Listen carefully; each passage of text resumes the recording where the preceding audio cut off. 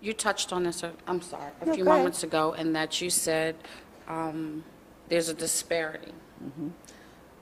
That to me is sad, to say the least. And what I would like to see is that a Blue student would have the same opportunity to travel abroad, and that the financial piece wouldn't be the determining factor as to whether or not they would be able to benefit from the exposure. So it's not enough for my child to be able to take advantage of those opportunities. I'd like to see that be something that each and every student in Washington, D.C. would have the same opportunity to do those types of things.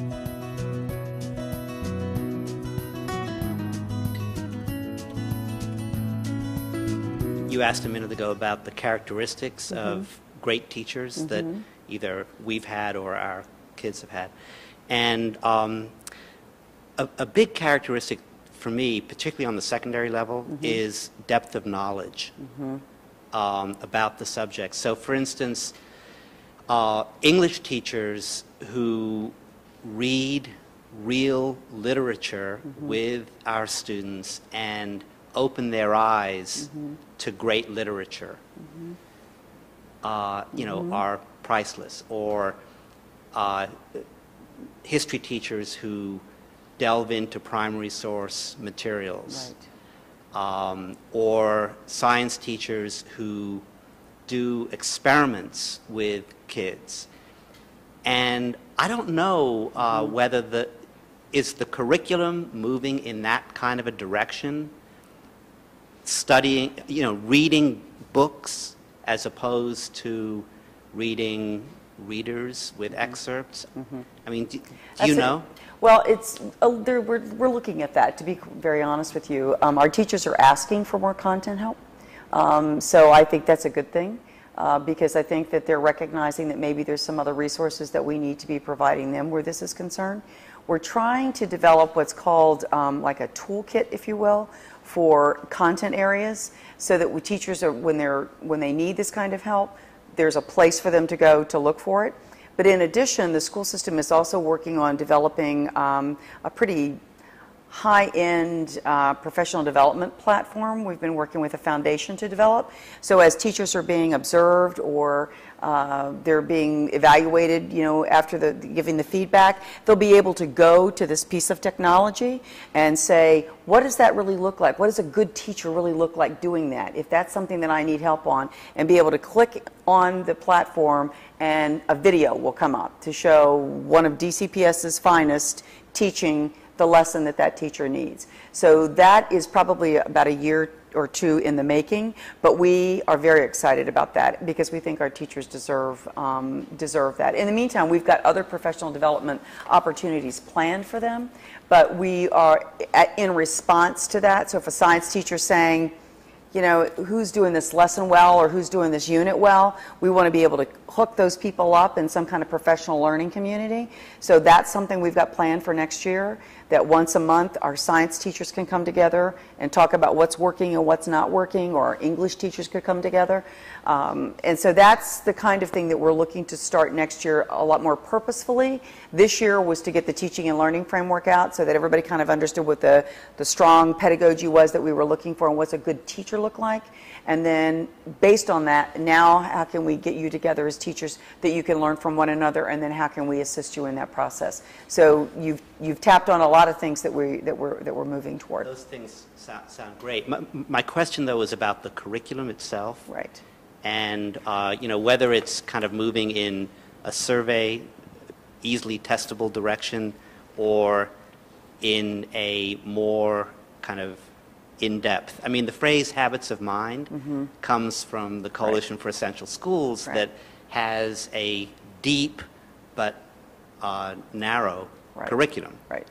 Well, it's interesting because I don't know how many of you are aware of, you know, the Common Core that's getting ready to be adopted nationally, and the Common Core standards. And so we were not wanting to get out ahead of that because there's no point in us drafting all these materials and getting all these resources and doing all this professional development and then have the Common Core adopted and then go back and redo what we've already done.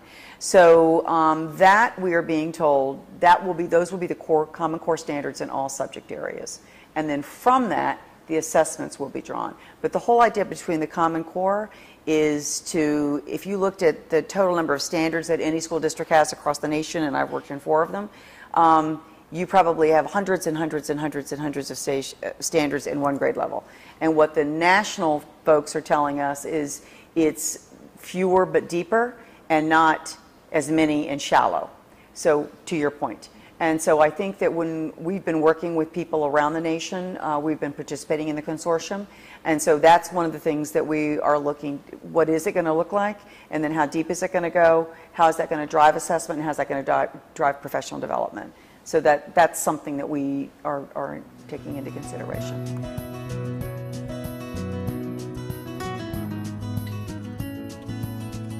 Let me go to the next question that I have for you. What do you see that's missing if you're looking at this document? That's easy. Okay. The parents. Well, that was going to be my third question. So What's you're missing here to me is anticipating. the parents. Huh? but Okay, go ahead. That's what I would say. Okay. And what about the because if you're gonna parents? prepare your children for the best college or career experiences, the parents also have to be prepared in assisting their children with, you know, how are we going to finance that, what are the skills you're going to need, et cetera. And I see that as one thing.